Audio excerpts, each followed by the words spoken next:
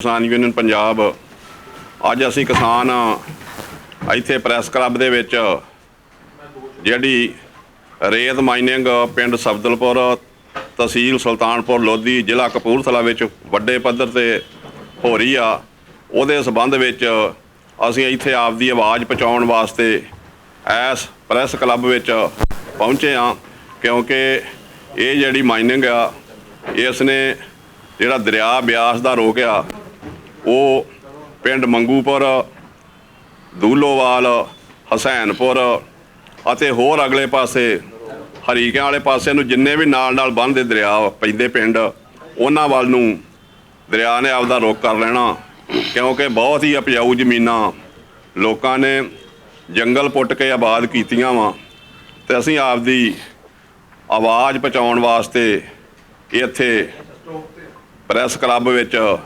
पहुँचे हाँ तो सानू उम्मीद आ कि जिन्ना भी पत्रकार भाईचारा वा वो साडी आवाज़ सरकार तक पहुँचावेगा क्योंकि लोगों ने आपदियां जमीनां बचाउण लई आपदे कोलों पैसे इकट्ठे करके किते 2000 एकड़ जमीन बचाई आ बन लाए आ किते 3000 एकड़ जमीन दे दुआले बन आपदे निजी पैसों नाल इकट्ठे करके लाए आ ते ये जिहड़ा रेत माफिया वा ये आण के उत्थे खड्डां लाट करा के ते साड़ियां जमीनां नूं बर्बाद करना चाहुंदा। इस करके असी प्रशासन तो मंग करते हाँ कि उस नूं कुछ मशीनरी वो चुक के लै गए आ ते बाकी जिहड़ा कंडा वा उन्हां दा उस कंडे नूं इत्थों तुरंत चुक्या जावे क्योंकि असी भी दिल्ली जिहड़ा संघर्ष चल रहा उहदे शामिल होना वा। मैं दिल्ली 22 तरीक नूं जनवरी नूं उत्थे बोलिया सी भी ये जिहड़ा नजायज़ माइनिंग हो रही असीं ते उहनूं नजायज़ ही कहांगे क्योंकि सानूं किसी ने विश्वास ही नहीं लिया जदों इन्हां ने उत्थे मीटिंगां कीतियां सारे अफसरां ने। मैं तो कहना उत्थे आपदा हिस्सा पत्ती मकाउण वास्ते लोग अफसर सारे इकट्ठे हुंदे रहे कि पिंडां दे लोकां नूं कोई मनियादी नहीं कराई गई ते लोकां नूं सूचन कीता गया भी इत्थे खड्ड लगनी आ आपदे कोलों प्रशासन ने सारा कुछ करके ते उत्थे खड्ड मंजूर कीती आ जिहड़ी 9 अक्तूबर तो लगातार चल रही आ ते हुण असीं आण के वो बंद कराई आ। हाँ जी, मैं गुरदीप सिंह किसान आगू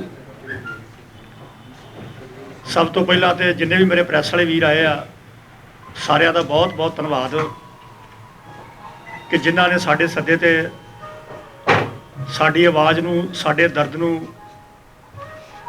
इत्थे पहुँच के सुनिया और इस आवाज़ नूं वो अगे पहुँचाउणगे क्योंकि प्रैस जिहड़ी आ इस वेले तुहानूं पता है इस वेले नहीं हर वेले डेमोक्रेसी का चौथा थंब है और प्रैस जिहड़ी आ समाज का शीशा है और जो समाज दे विच कुछ माड़ा हुंदा है वो प्रैस ने सारिਆਂ दे सामने रखना हुंदा है। वो जो इस वेले माइनिंग का मुद्दा खड़ा होया तुहानूं तां अगे पता है कि बड़ा वड्डा संघर्ष सरकार दीयां माड़ियां नीतियां के खिलाफ दिल्ली च भी चल रहा है और जो इत्थों की पंजाब सरकार है वो सानू इहो जिहा मसलिਆਂ ਦੇ ਵਿੱਚ उलझा के इन्ना खराब कर रही है। देखो जिहड़े कुदरती स्रोत हुंदे ने हाँ तुसीं आ पिछले दिन ही आ घटना हुई है अपने उत्तराखंड दे विच सुनिया कि किस तरह एक डिजास्टर होया और किन्नियां कीमती जानां उहदे विच चले गईयां। कहण तो भाव कि कुदरती वਹਿਣਾਂ ਨੂੰ कुदरती स्रोतां ਨੂੰ ਜਦੋਂ ਅਸੀਂ ਛੇੜਾਂਗੇ ਤਾਂ ਉਹਦੇ ਵਿੱਚ ਨੁਕਸਾਨ ਮਨੁੱਖੀ ਜਾਨਾਂ ਦਾ ਵੀ ਹੋਏਗਾ कीमती पैसे का भी होएगा और सारा कुछ ਉਹਦੇ ਵਿੱਚ तबाही है। ਇੱਥੇ भी बिल्कुल जो तुसीं वेख्या जाए तो जो कुछ हो रहा है अगर इस माइनिंग ਨੂੰ ना रोकिया गया कि तुसीं प्रैस वाले वीर हो जाके भी वेख सकते हो बिल्कुल दरिया के कंढे के उत्ते एडी डूंगी खड्ड वो पुट्टी जा रही है जिन्हों सरकार के नुमाइंदे कहते हैं कोई कहता जी ये मंजूर कराई हुई है इत्थे मंजूरी मिली है। पहली गल तो जिहड़ी मंजूरी मिली है जदों भी किसी खड्ड की मंजूरी मिलती है तो बकायदा उस इलाके दे विच मुनादी कराई जाती है कि भाई इत्थे खड्ड मंजूर होने लगी है जे किसी ने कोई तराज आ तो इन्ने दिनों के वो तराज सानू लिख के दे सकता है। लागे जाके तो किसी पिंडां दे विच इहो जी कोई मुनादी नहीं कराई गई किसी नूं पुछया नहीं गया कोई लागे जमीनां वालियां नूं जां लागे पिंडां वालियां अपने आप ही जो कुछ लिखत पढ़त कीती या पता नहीं कीती ये भी कोई पता नहीं वो करके तो खड्ड पुट्टनी शुरू कर दी। उत्थों किरती किसान यूनियन पंजाब की अगवाई विच इन्हां लोकां ने आके यूनियन के कोल किरती किसान यूनियन के कोल अपना दर्द दस्या और यूनियन क्योंकि उस इलाके दे विच हर वेले हक्की मंगां लई लड़न वास्ते तैयार रहिंदी है ਔਰ ਉਸੇ ਵੇਲੇ ਯੂਨੀਅਨ ਦੀ ਅਗਵਾਈ ਦੇ ਵਿੱਚ ਉੱਥੇ ਧਰਨਾ ਲਾਇਆ ਗਿਆ ਔਰ ਤੁਰੰਤ ਉਹ ਜਿਹੜੀ ਪਟਾਈ ਹੋ ਰਹੀ ਸੀ ਉਹਨੂੰ ਬੰਦ ਕਰਵਾ ਦਿੱਤਾ ਗਿਆ।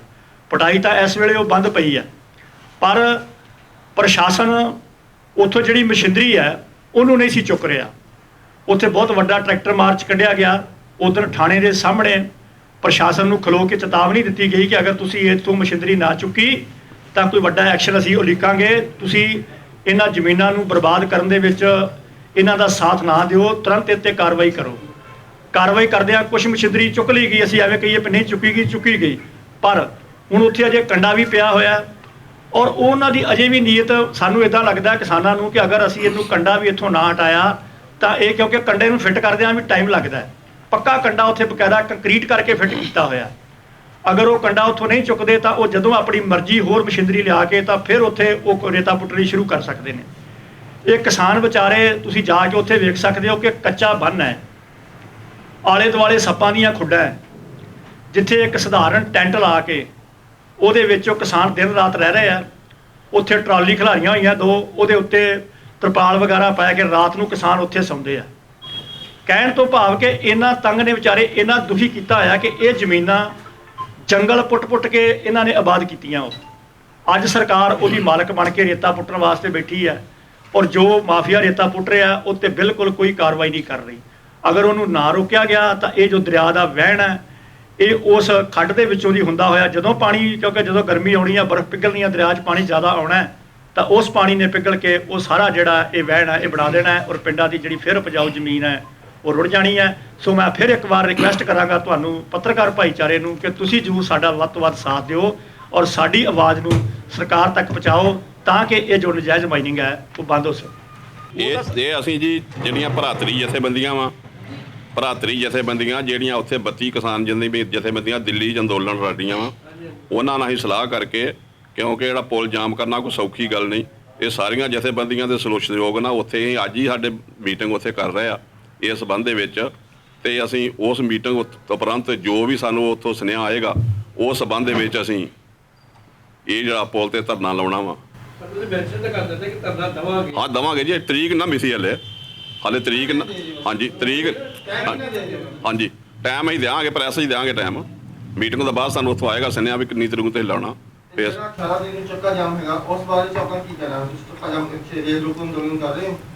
ਇਹ ਰੇਲ ਰੋਕੋ ਅੰਦੋਲਨ ਨੂੰ ਸ਼ਾਇਦ ਅਸੀਂ ਉੱਥੇ ਤਬਦੀਲ ਕਰ ਦਈਏ, ਠੀਕ ਆ ਨਾ ਜੀ, 18 ਤਰੀਕ ਨੂੰ। ਨਹੀਂ ਉਹ ਮਤਲਬ ਕਹਿਣ ਤੱਕ ਸ਼ਾਇਦ ਉਸ ਤੋਂ ਪੁਲ ਜਾਮ ਕਰਨ ਦਾ ਕੋਈ ਪ੍ਰੋਗਰਾਮ ਉਸੇ ਤਰੀਕ ਨੂੰ 18 ਤਰੀਕ ਨੂੰ, ਕਿਉਂਕਿ ਰੇਲ ਟਰੈਕ ਜਿਹੜਾ ਸਾਨੂੰ ਸੁਲਤਾਨਪੁਰ ਲੋਧੀ ਪੈਂਦਾ ਵਾ, ਉੱਥੇ ਰੇਲਾਂ ਆਟੋਮੈਟਿਕਲੀ ਨਹੀਂ ਚੱਲ ਰਹੀਆਂ, ਉਹ ਤੇ ਉੱਦਾਂ ਹੀ ਰੁਕੀਆਂ ਪਈਆਂ ਰੇਲ ਲਾਈਨਾਂ 'ਤੇ, ਕਿਉਂਕਿ ਫਿਰੋਜ਼ਪੁਰ ਜਲੰਧਰ ਰੋਡ 'ਤੇ ਰੇਲ 'ਤੇ ਕੋਈ ਵੀ ਟਰੈਕ 'ਤੇ ਕੋਈ ਵੀ ਰੇਲ ਨਹੀਂ ਚੱਲ ਰਹੀ। ਹਾਲੇ ਕੱਲ੍ਹ ਹੀ ਮੈਂ ਸੁਲਤਾਨਪੁਰ ਲੋਧੀ ਜਿਹੜਾ ਸਟੇਸ਼ਨ ਮਾਸਟਰ ਨੂੰ ਫੋਨ ਕਰਕੇ ਪੁੱਛਿਆ ਵੀ ਕੋਈ ਰੇਲ ਚੱਲ ਰਹੀ, ਕਹਿੰਦਾ ਕੋਈ ਨਹੀਂ, ਰੇਲ ਕੋਈ ਨਹੀਂ ਚੱਲ ਰਹੀ। ਇਸ ਕਰਕੇ ਅਸੀਂ ਹੋ ਸਕਦਾ ਵੀ ਇਹ ਜਿਹੜਾ ਰੇਲ ਰੋਕੋ ਆ ਇਹਨੂੰ ਅਸੀਂ ਉੱਥੇ ਕਿਸੇ ਪੁਲ 'ਤੇ ਜਾਂ ਸੜਕ ਦੇ ਉੱਤੇ ਜਿਹੜੀ ਮੇਨ ਰੋਡ ਜਾਂਦੀ ਆ ਗੋਇੰਦਵਾਲ ਸਾਹਿਬ ਨੂੰ, ਉੱਥੇ ਅਸੀਂ ਟ੍ਰਾਂਸਫਰ ਕਰ ਦਈਏ। ਰੇਲ ਰੋਕੋ ਤਾਂ ਆਪਣੇ ਅਲੱਗ ਚੀਜ਼ ਹੋਈ ਨਾ ਕਿ ਰੇਲ ਰੋਕੋ ਜਿਹੜਾ ਪੂਰੇ ਭਾਰਤ 'ਚ ਉਹਨਾਂ ਨੇ ਕਿਹਾ ਕਿ ਅਸੀਂ ਰੇਲ ਰੋਕਾਂਗੇ, ਟਿਕੇਟ ਨੇ ਕਿਹਾ ਕਿ ਅਸੀਂ ਇਹ ਕਰਾਂਗੇ। ਲੇਕਿਨ ਇਹ ਜਿਹੜਾ ਤੁਹਾਡਾ ਤੁਸੀਂ ਇੱਥੇ ਮੈਂਸ਼ਨ ਕਰਦਾ ਕਿ ਅਸੀਂ ਪੱਕਾ ਧਰਨਾ ਲਗਾਵਾਂਗੇ, ਲਾਵਾਂਗੇ ਜੀ, ਤੁਹਾਨੂੰ ਦੱਸਿਆ ਅੱਗੇ। ਅਸੀਂ ਇਹ ਕਿਸਾ ਲਿਖਦੇ ਪੱਕਾ ਧਰਨਾ ਲੱਗੇਗਾ ਜੇ ਤੁਸੀਂ ਬਾਅਦ ਚ ਨਹੀਂ, ਜੇ ਵੇਖੋ ਜੀ ਸਰਕਾਰ ਉੱਥੋਂ, ਜੇ ਸਰਕਾਰ ਉੱਥੋਂ ਕੰਡਾ ਚੁੱਕ ਲੈਂਦੀ ਆ ਤੇ ਫੇਰ ਕੋਈ ਤੁੱਕ ਨਹੀਂ ਬਣਦੀ। ਅਸੀਂ ਤਾਂ ਸਾਰੇ ਇੱਕ ਵਾਰਨ ਕਰ ਰਹੇ ਹਾਂ ਉਹਨਾਂ ਨੂੰ, ਅਸੀਂ ਤਾਂ ਵਾਰਨ ਕਰ ਰਹੇ ਹਾਂ ਕਿ ਅਗਰ ਤੁਸੀਂ ਨਾ ਚੁੱਕਿਆ ਤਾਂ ਅਸੀਂ ਆਹ ਐਕਸ਼ਨ ਅਗਲਾ ਲਵਾਂਗੇ, ਕਿਉਂਕਿ ਫਿਰ ਮੰਨ ਲਓ ਵਾਰਨਿੰਗ ਤਾਂ ਤੁਸੀਂ ਥਾਣੇ ਜਾ ਕੇ ਖੜ ਕੇ ਕਰਿਆ ਹੁਣ ਕਿੰਨੇ ਮਤਲਬ ਕਿੱਦਾਂ ਸਮਾਂ ਨੇ ਹਾਂ ਸਰ ਦੇਖੋ ਅਸੀਂ ਵਾਰਨ ਕੀਤਾ ਤਾਂ ਉਹਦਾ ਅਸਰ ਹੋਇਆ, ਉਹਨਾਂ ਨੇ ਕੁਛ ਮਸ਼ੀਨਰੀ ਉੱਥੋਂ ਹਟਾ ਲਈ।